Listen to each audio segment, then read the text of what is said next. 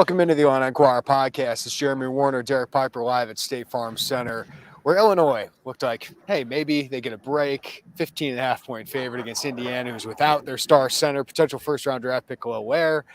Maybe Illinois can have a nice bounce-back performance. A little more uncomfortable than that as Illinois finds a way to escape with a 70-62 win over Indiana. Yeah, it was a pretty loss against Northwestern, but it's a loss. It's an ugly win against Indiana, but it's a win, Derek. But that was not all that encouraging, and it was just not a great brand of basketball. But Illinois finds a way to score the final 8 points of this game and avoid a quad 3 loss. So it feels a lot better to feel bad about a win than to suffer another loss that probably takes you completely out of the Big Ten race, to be honest with you. It's better to win when you suck than lose when you suck. I think that's not really all that profound, but it's the truth. And it's one that you avoid a disaster, because that would have been another quad 3 on your home court. Yes, it would have taken you out of the Big Ten race, barring some kind of just fall from both Wisconsin and Purdue.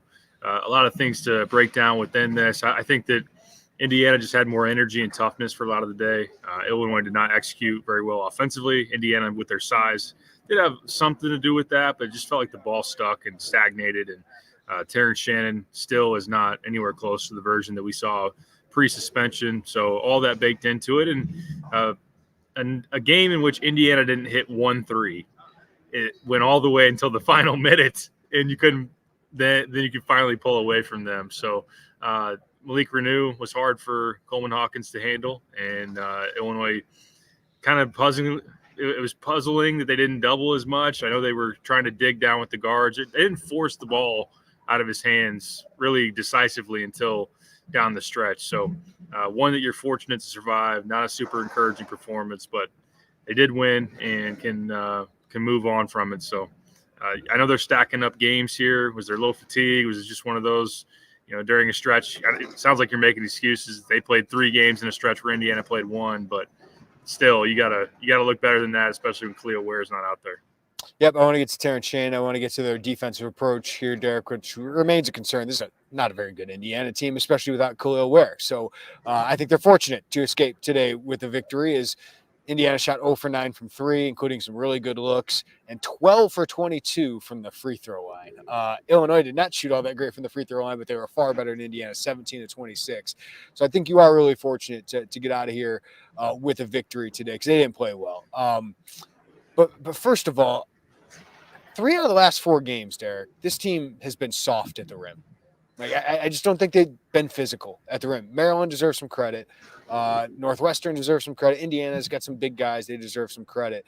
But Maryland, they were, 9 for 23 at the rim. Northwestern, 6 for 38 at the rim. Today, 10 for 21 at the rim. I just didn't think they had that edge. The physicality that they have brought in these games. I mean, Quincy Guerrier was 2 points, 4 rebounds tonight. Terrence Shannon really didn't get to the rim or rebounds until very late in the game. So kudos to him for making some clutch plays late. But just the toughness around the rim has not been there. And it's the one thing I've liked about Ty Rodgers. I think he's brought some of that physicality, aggression. And that's why it's kind of been weird to me that Brad Underwood has sat him in the second half of these games. I know Luke Goody's playing well. I know you're not going to take Marcus Damask off the court, but I would have taken Terrence Shannon off the court at some points in the second half. So Rodgers is the one guy I've seen consistently give that. I think Goody tries to, but that's kind of a concern. 3 out of 4 games where you're struggling to finish at the rim is kind of a trend to me. No doubt, for sure. Yeah, I think that Coleman got a little too finesse with some attempts and finishes around the basket, wanted a foul or two. It's been a problem for Guerrier lately. Yeah, Guerrier as well. Ty did have, right out of halftime, a lob play they drew up. He just didn't finish it at the basket. And Ty has left a couple of points out there during this recent stretch of baskets points at the rim, I should say, but was able to make a hook shot around the basket and a nice baseline drive and finish.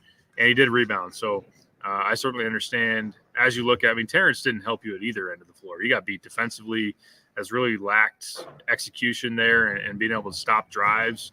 So I fully am on board with maybe Terrence should have played less. I guess, as we kind of talked about before hopping on here, maybe Brad was just trying to ride it and see if the light bulb finally came on. To his credit, he did make some late free throws, which Xavier Johnson didn't, which really separated these two sides at the very, very end. But yeah, I mean, for an older, what should be and has been a more physical team for the majority of the season, you should be able to finish at a higher rate there. And I just feel like Terrence obviously is your number one finish at the rim guy, and he's either being too hesitant or just bullying his way into traffic where that's not been very efficient. He's kind of been off balance, losing the ball. I thought he got a fortunate foul call when he puts the shoulder all the way down on Xavier Johnson. And then Xavier got one that was maybe just equally as questionable at the other end on Terrence. But he's with him not finishing at the rim and getting there at a high rate, that's kind of taken away from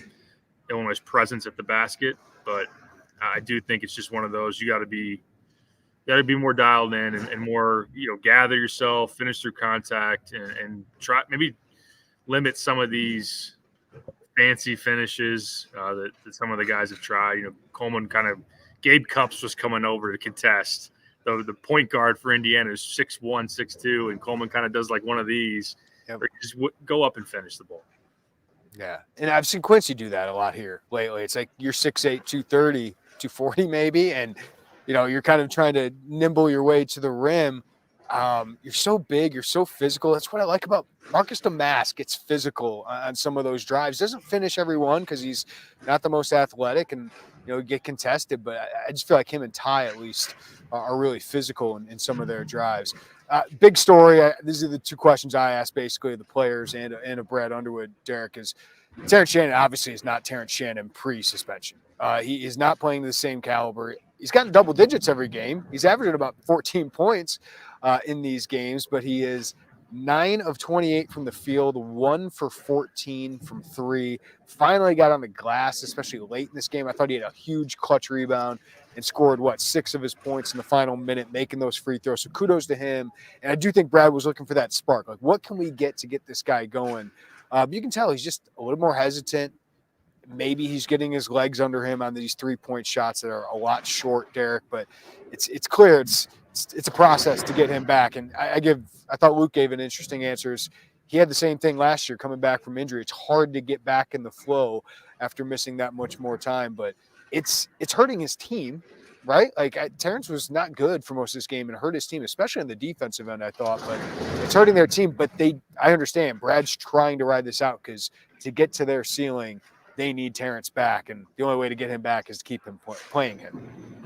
Right, yeah, keep playing him. Got to get more practice time, which they haven't had a ton of here recently, but that shows just the value of that when he's been out for 3+ weeks, and not only is he not playing games, he's not practicing. So he can shoot all the in the gym with the manager's jump shots he wants during that, but it's a lot different than getting out on the court and making plays. And he does look like he's in his head a little bit, which is understandable, by the way, right? Yeah. Like what he's dealing with, it's understandable why it hasn't been clean.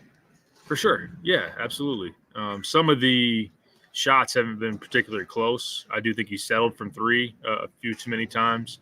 There have been matchups where he had Xavier Johnson on him, and I was like, you realize you're that much bigger. You're probably 4 or 5 inches taller than him, and an ability to just kind of drive him. I know that Xavier can move, but still, those were pick-on-you spots that pre-suspension Terrence was just feasting up. So I think that part of the schematics here recently, Northwestern did this, Indiana does it pretty much by design, but kind of packing the lane and making Illinois with their booty ball facing some more size, which Indiana actually has, and then makes them kick it out and make some threes. Illinois settled too much from the outside early, but there's certainly him forcing some things, but also sometimes where maybe he's not going to the basket and trying to initiate a whole lot. I know we mentioned to each other during the game, like they're not running a lot through Terrence. They're not playing a lot of pick and roll, ball screen, pick and pop stuff with Coleman. They're really trying to still play through their booty ball. And I think today they just didn't get a lot of those matchups. And I'm not saying that Terrence is playing at a level where you want higher usage for him, but I feel like that's something that they can go to because the ball just seemed to stagnate. Their offense had no flow, and they weren't getting a lot of those matchups. And I do give Indiana credit with their size, but yeah, I mean, Terrence had a had a tough day, and he's getting blown past on the Yeah. perimeter. Leo back cuts him on a late play, and he's been a negative for you, or at least was today. And Northwestern, I'd say the same thing there too. Yeah, offense hasn't been the huge issue for this team, but it was stagnant today. And listen, like Marcus Damas, 16 points, 10 rebounds, 4 assists. Probably should have more assists if his teammates make shots. Wasn't the most efficient performance from him, but like he's still a hub offensively. Coleman really struggled offensively today, but what are you at? Do you have any concerns, Derek, about this offensive performance? Is this a one-off for them, or is this something that teams can continue to duplicate? Because obviously in the second half against Northwestern, offense was not an issue whatsoever. I think it'll depend on the opponent. I think when you've got positional size, it's easier to defend the booty ball offense, where you don't have to, depending on who you get switched onto or who Marcus Damask is being guarded by. Maybe you don't have to send double teams. Although I give Indiana credit when they had like Xavier Johnson on him on a mid post, they'd send Khalil Ware over there and then make him back it out and then pass it. So there were times where it didn't lead to an advantage. He backed it out. They tried to swing it around the perimeter, and they just didn't get a whole lot out of it. I thought Coleman was forced to try to play make off the dribble a lot more than we're used to seeing, and that didn't really end very well. Didn't initiate a lot of offense. So I just think trying to blend Terrence's strengths, which is like they played him in a lot of – I know Brad has said when he came back, we didn't run a lot for him anyway. I feel like they put him in a lot of ball screens pre-suspension. So getting him back to that while also playing booty ball and just finding that mix and find the cohesion of moving the ball and everything like that. But they need more guys to be able to attack gaps, create breakdowns, and then be able to react out of that. So I think that, a game after they scored 91 against Northwestern, and a lot of that, they did not shoot well in that game. A lot of that was offensive rebound driven. Yeah. So I'm not like panicking about their offense. I'm more concerned about their defense. Yeah. But I do think that there is something to be said of just trying to get Terrence back in a mode and then just kind of find who you are offensive identity-wise.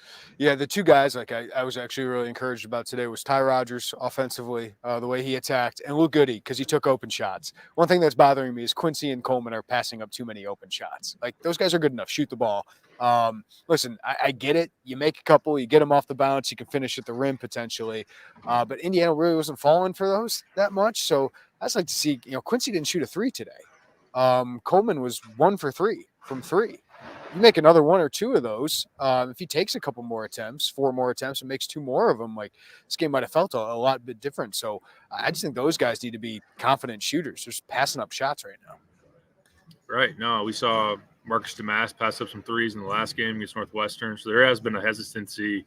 Not that, if you would have added on there in the first half, or it felt like they were already taking too many threes, but if you're open, you got to take them. Quincy's shot it well enough this year to put up those shots. Coleman shot it well enough this year to put up those shots.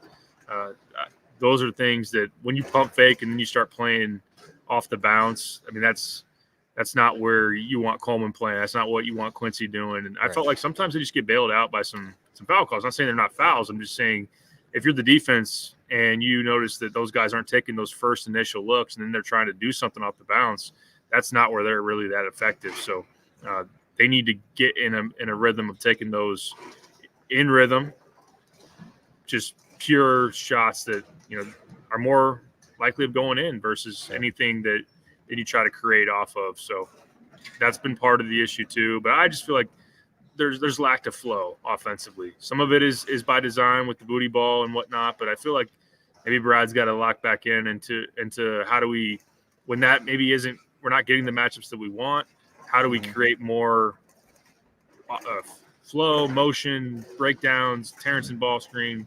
That's got to be explored and just kind of be able to figure that thing out. All right, Derek, I'm going to ask you which is more concerning for you here on the defensive end, because you said that is your bigger concern right now. 3 of the last 4 games, or let's go back even farther. In the last 5 games, you've had Julian Reese go for 20 points on 8 for 16 from the field. Taurus Reed had 20 points on 8 for 10 shooting. Cliff Omori had 22 points on 19 shots. And then you had today Obviously, Indiana's Malik Renew goes for 21 points on 12 field goal attempts. Or is it the guard play? Jameer Young and Boo Boo are first-team All-Big Ten guys. They cooked you. And then you have Xavier Johnson, though, was a bit concerning because he's had a terrible year. And he goes for 14 points. Fortunately for Illinois, he went 2 for 7 from the free throw line and really hurt Indiana. And his three-point shot's one of the uglier shots I've seen, but he cooked you off the bounce. So which is more concerning, the way they're defending these league guards or these big men who have been really efficient? Obviously, these are good teams with good players. Somebody's going to score against you. But what is more concerning? Which trend? That's a good question. I think that you could go either way here. I'd probably say the bigs because I think it's more of a by design. This is like what they're giving up. It's what they're giving up. It's really not within Coleman's physical capabilities to stop those guys. And even Luke Goody told us today, it's those points that we're giving up inside is maybe more of our fault as help defenders not getting down there. And I thought they should have doubled more. I thought that maybe they should have just been more aggressive in digging down. Again, when you face a team that doesn't make a three, why don't you maybe bait them into trying to show you they can make one? So I know Brad has said he likes to play the math game and say, all right, if one guy, a center, gets a bunch of twos and we don't give up any threes, then we're usually going to win that math problem. And I get that, but there was no question that Renew's been by far and away the best player in their team. Take Ware out of there, and they haven't had a whole lot else, especially on the perimeter. So I thought that, on a night where you're struggling offensively, that letting Renew do what he did could have very well hurt you. I think it could be a problem. To balance it out, Coleman's got to make threes. Coleman's got to then at the other end, especially for a big man that's not going to get out and defend outside of the paint. That's really kind of how you make the differing strengths balance each other out. Guard play is concerning recently. I think that they need to do better in ball screen coverage and maybe even vary up. I know we had this conversation after Northwestern, vary up their looks. This was maybe tougher. I felt like Nicholson wasn't going to roll to the rim as fast as Renew could maybe slip that and get downhill. But I think there's been times where Coleman looks like a big that, not to pick on Coleman, I think he's a great defender, looks like a guy that hasn't been in a lot of ball screen defense. He's used to playing stretch four. He hasn't been in a lot of five situations. But also, Justin Harmon, Ty Rodgers, Terrence Shannon got to take a lot of onus on themselves to be able to get stops and cut off driving lanes. So it's a number of different things that have to go right and be fixed. But I'll go big man just because I think the guard play is a little bit more fixable because I do still think that Ty and Terrence with their athleticism can do some things there. I think Justin Harmon's plus 20 feels like one of the flukier stats of today. He was in there the first half when they made a run, but I don't think his defense has been particularly strong lately. He makes a clutch runner late in the game for a second straight game. So kudos to him, 2 for 9 from the field. I was able to do that, but you need Rodgers and Shannon to be better defenders. Those are your guys. Without Sincere Harris, those got to be your stoppers, and Shannon just isn't the same defender. And we talked about it after the Northwestern game. Like, Rodgers is struggling a little bit more there than I expected, fouling a little bit with some of these quicker guys. But Rodgers still learning, still growing. He's got to get better, but they need Shannon back defensively. Like, you can start getting some stops, and then you can get Shannon running and get some of those easy buckets and maybe get him some confidence.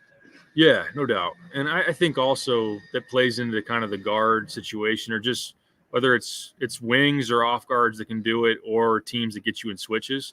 If you include that into the guard conversation, like the ability to get Luke Goody on a guard, the ability to get Marcus Damask on a guard, that's the bigger issue than a 5 probably bouncing, depending on the matchup and in the tournament or something. But I think that would be more problematic as far as that goes. But yeah, I mean, I think Brad said it yesterday, talking about the path forward for Terrence to really have things click back in, that maybe it is going to be at the defensive end, which seems a little bit more controllable with effort and just physical engagement versus, the touch on shots, the rhythm on shots, maybe be something that has to take a little bit longer. But I think that they kind of go hand in hand. If Illinois can get stops, that can get Terrence in transition more, and that will maybe allow him to break through here a little bit. Ty does get screened, I think, a little bit too much.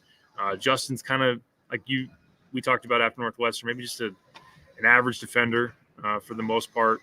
So this all bakes into it. I'm not saying that they're going to get torched by every guard they see. You're going to see Right. Bruce Thornton coming up for Ohio State, good guard. I don't know that he's going to go off on you, but this is something that they got to address. And Brad talked about it tonight.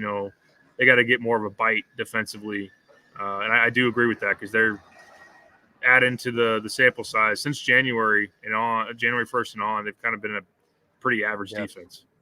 Totally agree. All right, before we get out of here, we'll look at Ohio State, but I do want to get to some of your questions here on the live YouTube channel. You can send those in. Super chats, love those as always. Ross says teams have caught on to booty ball isolation. We're not running any offense, no rhythm again. They do seem to be forcing the ball out of Marcus Domask's hands. Like teams seem to be, whether it's stunting at him, Derek, and we finally saw that against Renew maybe late in the game. But yeah, Illinois is not doing that as much as opponents are doing to Marcus Domask right now, forcing the ball out of his hands, which is probably a good thing for opponents the way these other guys are playing. For sure. Yeah, no, the offense does slow down at times when Marcus is trying to back down on a guy, and especially when he doesn't maybe have the advantage he wants, or if they send a double, like I mentioned, he kind of had to dribble out of them. And Indiana's a bigger team, right? Yeah, and that's what they have. They have more positional size, especially 3 through 5, and part of that goes hand in hand with their offensive struggles because they play a big lineup and one that doesn't really shoot. But yeah, defensively, that's what they can bring to the table to you, and that's kind of where I saw another commenter mention, like, with Ty and Quincy not playing a whole lot, those are and have been Illinois' best cutters. So those guys, that can be where you can still get movement and flow offensively, where it is an isolation. Like booty ball is an isolation offense, but that doesn't mean that things need to stagnate around that ISO. If you have a guy cut down the lane, find a seam, and play out of that, that's where you can kind of get the ball pinging around a little bit more than it did tonight. And shoot open threes. Like you got to be willing to shoot open threes off of that too. Yes. Yeah, that's where I thought Quincy was really important, and he just didn't have it tonight. It was an off night for him. They need to bring TJ off the bench, Fett says. He's really struggling right now. I think Brad is all about trying to get his confidence, right? And we've had a couple people mention this. Kev said it's clear adding TJ back is upset chemistry. Good news is we have till March for this to get figured out. That's what it's about. Like Brad Underwood right now, I think, is really just trying to get Terrence Shannon back to being Terrence Shannon. I think that is goal number one for this team, on top of winning games, Derek. But I think he's willing to sacrifice, maybe not playing his best lineup because he knows Shannon has to be there. Like they have to get him up to speed. I agree with that. He struggled today. He didn't help you, as I mentioned, outside of making the shots at the free throw line down the stretch and a couple of rebounds. I don't think you, in hindsight, of course, it's all speculative. I don't think you beat Northwestern, even if he didn't play. Let's say he's still suspended, and you go on the road. I would say you probably don't win that game. I don't think he hurt you that much, or that there was that much of a better option to come into that game. But agreed. There is no doubt that the way that they're trying to let him do his thing. Not that it's all clear out for Terrence, let him take a shot, but you could tell he's thinking a lot. Like there was even a play where he gets the ball. I think it's on the second chance out near the 3-point line, and then he's waiting for Marcus to get back into position to catch the ball, and he kind of just extends the ball out there. Anthony Walker just picks his pocket, goes down the court for a finish that he gets fouled on, and it's just that's a very uncharacteristic, out of sync play for Terrence. So, and then defensively, he's getting beat. He's getting beat right now, and I thought Coleman turned into Coach Coleman when I asked him the question about Terrence, and he goes, "Focus on defense and rebounding," because that's simple, right? You focus on defensive rebounding, and Coleman goes, "You can get out in transition and score some of your buckets and gain that confidence." It's almost like a freshman, Derek. Keep it simple, focus on the defense and rebounding, and man, the offense will come. I don't think, tonight there were some times I thought he forced action, right? And I do think there was some against Northwestern where it's I got to be Terrence Shannon. I don't know, man. Just go defend your butt off, gain some energy that way, gain some confidence that way, and maybe things will get better. It's easier said than done, though, when obviously the spotlight and the limelight is on you for many reasons. Right, and it does help that you're playing an Indiana team is shorthanded and not very good, and you can survive some of this bumpy road here until it does come back. And you're able to play a Rutgers team, in the last game here in your home building. You're going to play Ohio State, who's not playing all that well here coming up next week. So you did drop the game to Northwestern, and that's the defense was a problem there. Terrence certainly involved in that. But, the bigger deal, of course, is getting him right for the stretch run. You don't want to take any bad losses in the meantime. This is one that could have knocked you down a seed line or so in March Madness. So, and I think people still in the back of their minds would love to see a unpredictable loss for Purdue or Wisconsin to make this actual race again in the Big Ten, which it could be, but it is about getting him right. And I do still trust that he'll get there because he's too talented. Yeah. But there is obviously a lot probably weighing on his mind, and it's more than just a basketball player trying to find it. And we'll see. Yeah. Toby, does DGL, Dre Gibbs-Allhorn, get more time moving forward? Kudos to the Indiana kids for coming up clutch today. We haven't talked enough about Luke Goody with a couple of those big shots. That rip drive, didn't finish the end one, but got it. And then just 3 of 8 from 3. Outshot Indiana from 3 by himself.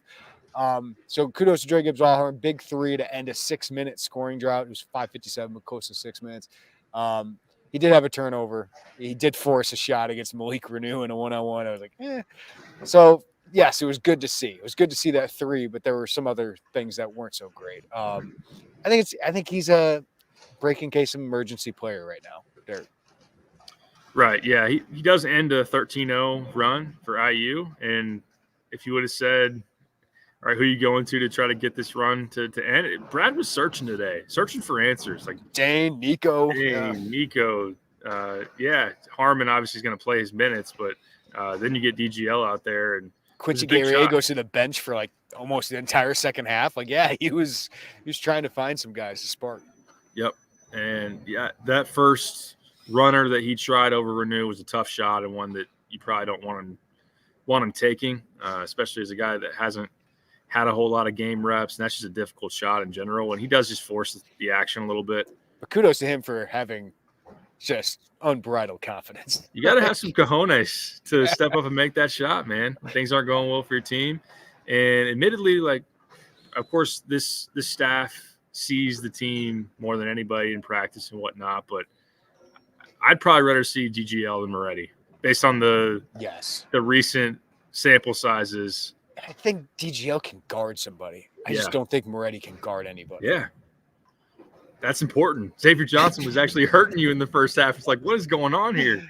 Yeah. So I'd rather see DGL from that standpoint alone.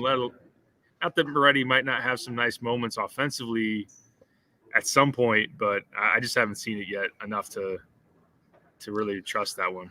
Brian says, how much of the sleepiness today is the schedule this week? Is there any relief in sight? Yeah, they've had these 2 days off game, 2 days off game. They do have a stretch here coming up, Derek, when they play – where is that? They have Indiana Tuesday, February 6th, and nothing until Maryland, February 10th. But they do have a little bit of time in between games here. Oh, no, I'm looking at Indiana's schedule. Sorry. You got Ohio State on Tuesday. Then you play Sunday at home against Nebraska. You got 6 days off. Yeah. Essentially, then you play on the road at Michigan State. Yeah. So you get a break here coming up. But it's Big Ten play, man. Like, everybody's doing this. So I'm not going to – this is the marathon that you have to go through. Philip. It's a long season. Wisconsin and Purdue will lose a few games, not out of the race, just very little margin for error. Agreed with that. Besides, if Wisconsin loses one more game, Illinois holds their own fate. It's a little too early for that. Wisconsin's got an easy schedule for the most part in this conference. I think it's going to come down to Purdue and Illinois, both probably going to need to beat them in the final week of the season. I think Purdue is going to be very hard to keep up with for Illinois if they keep playing up and down a little bit like this. But, Wisconsin and Purdue are really good. And they're pretty consistent. Illinois needs to continue to find that consistency, and that's why I think Terrence Shannon's so key to that. Because you get normal Terrence Shannon back, I think this team can make a real race in the Big Ten. For sure. It's just until that happens, there is going to be the up and down nature, just the potential to lose a game that on paper maybe you shouldn't. And you could even circle, that Ohio State game is not a gimme by any means on Tuesday on the road. And then obviously you would really like him to get right by the time that you go to East Lansing. I'm not going to overlook Nebraska on your home floor, even though the Huskers much tougher in Lincoln, and you're actually glad that you're not going to Pinnacle Bank Arena this year. But yeah, for sure. Wisconsin just has been really steady, man. I know they've won a couple of close games, including at the barn, but I mean they owned Michigan State last night, and Storr was awesome.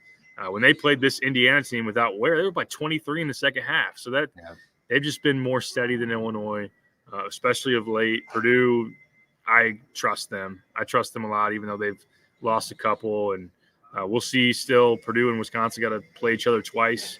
I think the first version's coming up at the Kohl Center here early in February. So Illinois is capable of still hanging in this thing. And maybe one of them is going to lose for that first battle between the top two teams. And then that's not to say another team couldn't lose one here that maybe they're not even expected to lose. But Illinois will have to look a lot better here to get that steadiness. Otherwise, this is a team that played today. The team that played against Northwestern is one that could take a couple more losses here in the next few weeks. All right, I got two more and then we're out of here, Piper. Jeffrey, you guys got to pound on Brad to add more to this offense. That's not our job. We asked about the offense today, but defense has been the bigger concern.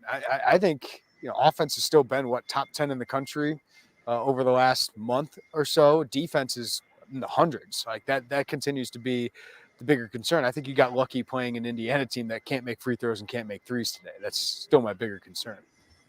Right. No, and there's still a decent amount that you can address and work on. Defense is my bigger concern for sure. When you allow Northwestern to have the night they had, all the issues with guarding the ball screens and what they were doing with Bowie, and the fact that Jameer Young had the night that he had when he came here to town. Those are things to address with Terrence's struggles and whatnot, and then how to figure out how to guard some bigs. But offensively, I think end of the half stuff is something they can work on. Damask, dribbling off his leg or whatever happened, that was a big one. And then he's had a lot of his turnovers are always costly. Like if it always feels like they turn into points. I should probably go the last month. Like how many turnovers have led directly to points? Because it feels like a lot of his do. Like he's a great player. He's a great player for their offense, especially. But his turnovers have been costly lately. Yeah. So got to clean some of that stuff up. And just you can tinker with some different counter actions out of booty ball or just some when that stagnates. Maybe you play a big team, an athletic team that you're not going to get a lot of those matchups maybe that you want. How do you get a flow? What do you go to? I think the answer really is as Terrence gets back to being Terrence, it's just putting him in that pick and pop stuff with Coleman and being able to add that to who you are. But it is important as teams because there's so much of a sample size now. Teams can scout the hell out of you. Big Ten does it as well as anybody. That you have some different stuff to throw at people. That's why I respect the fact that Brad played a couple possessions of 2-3 zone. Hey, that was something that was a little different at the end of the first half. But just have some things that teams might not expect. And, yeah, I mean, Terrence getting back and running that ball screen stuff is going to be kind of your yin and yang offensively with the booty ball. All right, 33. Any concern about Dane's future at Illinois for Merez coming in next year? Coleman's success this year. I know we're thinking about the now, but it's a thought. Dane Danger's averaging 5 minutes a game during Big Ten play. He's got one more year of eligibility. I'm sure he's going to want more than that. So, sure, I don't know if Dane's going to be here. Like, I don't have any reporting or anything like this, but you can see the minutes, you can see the usage, and you can see what's coming in, Derek. Like, we think Amani Hansberry is a big part of their future. If Amani were healthy for most of the last month, I wonder if he would have stolen some of Dane's minutes just because he rebounds, he plays hard, all those things that I think the staff loves. And then, yeah, you have a guy who is arguably one of the biggest McDonald's All-American snubs coming in next year. So, yeah, I don't know what his role is going to be and what he wants to do. If he's a graduate transfer, he can transfer for a second time. It doesn't sound like that's going to be, like, forbidden anymore as a second transfer. So, I don't know what the future holds for Dane. His role is obviously way smaller than we thought, but a lot of that has to do with Coleman Hawkins and Quincy Guerrier playing really well for you most of the year. Yeah, and I wouldn't blame him if he was looking elsewhere at the end of this. I think that as of right now, I would say it would surprise me very, very, very little if he was in the portal after this year. But that's of course speculation. But yeah, Merez coming in. I don't think Coleman's coming back. I know some are going to say, hey, he's got the COVID year. Coleman is going to have to play well enough to solidify that draft position. I just feel like he will be ready to move on and probably has played well enough to this point. And if he keeps it up down the stretch to get that jump to the next level. And yeah, Amani's going to be someone that, especially after a year of development, they're going to want in the mix because they're high on his long-term potential. Yeah. So Dane right now isn't just not a great fit on this team, just based on how they want to play and what they want to do. And I know that he's had some moments during his time at Illinois. It's just he's also a guy that's got to make the most of when he does get in. Like, I think he's the kind of player that's hard to. I think that guy needs 20 minutes to get a flow, to get into. But like Amani's a guy you don't have to worry about that with. Like if that's why I think if Amani's healthy, it's just like, okay, you got 5 minutes, just play hard and go after the glass. Like I can count on Amani to do that. Dane needs time to kind of bake and cook, I think, offensively, because that's what he brings. He brings offense, sometimes rebounding, but his defense when he comes in, or his offense, like it's really spotty. He's not a great 2 to 5 minute a game player. I think he could be a good Big Ten player if he got 15 to 20 minutes, but you can't sit Coleman Hawkins that long. For sure. Yeah. I mean, if he's a guy that just goes in and impacts the glass that much, finishes inside, he missed short on his left-hand hook. And I mean, it's a night where Illinois shot 37% from the field. So it's not like he was the only one who put up a shot attempt that didn't go in and that it wasn't pretty offense or whatnot. Mm-hmm. But yeah, he defensively, although I will say, like, we rag on Dane a lot for his ball screen defense. Coleman's got to get better. I know part of it is maybe some coaching with just having different coverages that you can throw at people to keep them off balance. I thought Coleman was way too deep in his drop against Bowie. So I at least want to bring that up. It's not like Coleman's just thriving in ball screen 5 coverage and Dane stinks, but it is offensively too, the spacing. And we were looking it up. I showed you is that Northwestern? All the lineup combos. I was looking at the Evan Maya lineup combos, and the worst 2-player pairings of Illinois this season, and you look at adjusted offensive efficiency, the worst ones, Dane's in it, Dane's in it, Dane's in it, Dane is in it, Dane is in it. Like he's in all of those, like through the first 6 or whatnot. So the numbers say don't play him very much. The numbers say that. So there you have it. All right, Ohio State on Tuesday.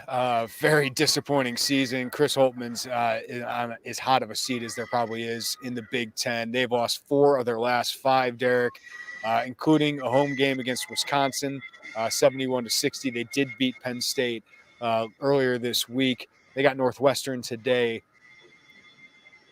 Got to go get a road win. If you want to stay in this Big Ten race, you got to go get one. But this is a team with talent. But it's really a disappointing season so far. Roddy Gale's not shooting it very well.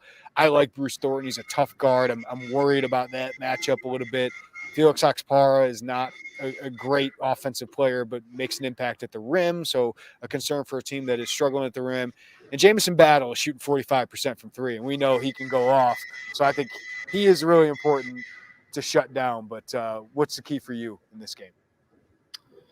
Yeah, I think that just being able to pick up that defensive intensity, we've seen Jamison Battle, what he can do, and he's a bucket getter. Bruce Thornton's good operating ball screens and getting downhill, and he's a thick physical guard that can go to the basket and take some contact. They have had some stretches where they've been ugly offensively, like going back and watching their game against Indiana and Bloomington. They really dried up with what they were doing. They are a different team away from home, it seems like. They haven't played all that well. I wonder how they'll fare today in Evanston. Unless nobody wins there except for Chicago State, apparently. Yeah, unless there's a hangover involved in that. But as far as Illinois goes, this is still a quad 1 game. This is a quad 1 game on the road, probably the easiest quad 1 you have left. I forgot about that. As of right now, Iowa still is one as well, but did they lose or losing at Michigan? I didn't see how that. They are beating Michigan right now, 82-70. They were down at halftime, but they've dominated in the second half. Wow, this is go get this one. I don't know if it's going to hold up as a quad 1, but yeah, this is about as easy as it gets on that quad 1 resume. Right. Remaining quad 1s as of now: at Ohio State, at Michigan State, at Wisconsin, Purdue at home, at Iowa. So Ohio State, as of right now, 57th in the net. You got to be top 75 for a road game. So pretty solidly a quad 1 as of right now. this is one that you could really use because you're still only sitting there with 2 quad 1 wins at this point. Yeah, go win this one. Let's see Terrence Shannon get going. I think that's got to be a key for Brad and the staff. Get him going, maybe a little bit early in this game, but you want to see him be aggressive because, I mean, just remember what Missouri Terrence Shannon was. Like, that looked like the second best player in the country. And I understand everything that they've gone through, but they need to start getting that guy back on the court. It's difficult on the road, but Value City Arena is not the toughest environment on the road, especially when they're not really into basketball as it is, and it's a kind of a cavernous arena. So you'd like to get him going early. But I agree. I think it's the defensive bite. That's kind of why I want to see it. Any final thoughts, Derek, before we get out of here? Funny by Crimson Illini is that the bottlenose dolphin I hear in the background. No, that's the this is the loudest State Farm Center has been after. They do not give a crap about our podcast going on here. Just cans getting thrown everywhere, banshees in the background. So thank you to everybody for dealing with that. This is what we have to deal with today. You know, the people who got to work got to want to get home and enjoy the rest of their Saturday night. So that's right. Just like Joey Wagner. Just like Joey. Yeah. Predictions for Championship Sunday. Who you got? Ravens, Chiefs, Lions, 49ers. I'm going chalk. I'm taking the Ravens and the Niners. Yeah, I think the Ravens defense holds down Mahomes enough. I think we'll see the receiver position be an issue again for KC. You are making the smart call. I will go with the 49ers. I think they bounce back. I think the Lions are great. I love that story. I'll probably be rooting for them. Even as a Bears fan, but I'm gonna go with the Chiefs because it's Pat Mahomes. I'm just gonna give him the edge. The Ravens look like a legendary defense, and they got the MVP, unanimous MVP, but I just can't go against Pat Mahomes in the playoffs. The playoff resume, man. We were talking about on the radio. I think in postseason games, he's 38 touchdowns, 7 picks, and 13-3. Lamar is 5 touchdowns, 5 picks. So that's insane. He's still got to prove himself. I agree. It's more pressure on Lamar Jackson tomorrow than Pat Mahomes. That is for sure. Also, football gets a commitment from 3-star quarterback Carson Boyd. Joey and I will do a podcast. Great get for them to get a kid out of St. Louis who's a dynamic talent. I love what Barry Lundy's doing in that quarterback room with him, Trey Petty, Luke Altmaier, Donovan Leary. I think they're really building up a strong quarterback room. Attrition can always happen with that position, but that's a good ad. And they had a great group of visitors here. We'll have plenty of follow-up. Joey Wagner and I caught up with a bunch of them, and they could have another commitment here very shortly. So stay tuned to Illini Inquirer for all of that. Thanks to everybody for listening to the Illini Inquirer podcast. If you watched on our live YouTube channel, more than 300 at one point, we appreciate you guys. Hit the like button, subscribe to us, notifications bell as well. And if you're listening on the pod audio only, give us a follow, rating, review wherever you get your podcasts. For Derek Piper, I'm Jeremy Werner. Everybody have a great day. Take care of each other, and we'll talk to you next time right here on the Illini Inquirer podcast.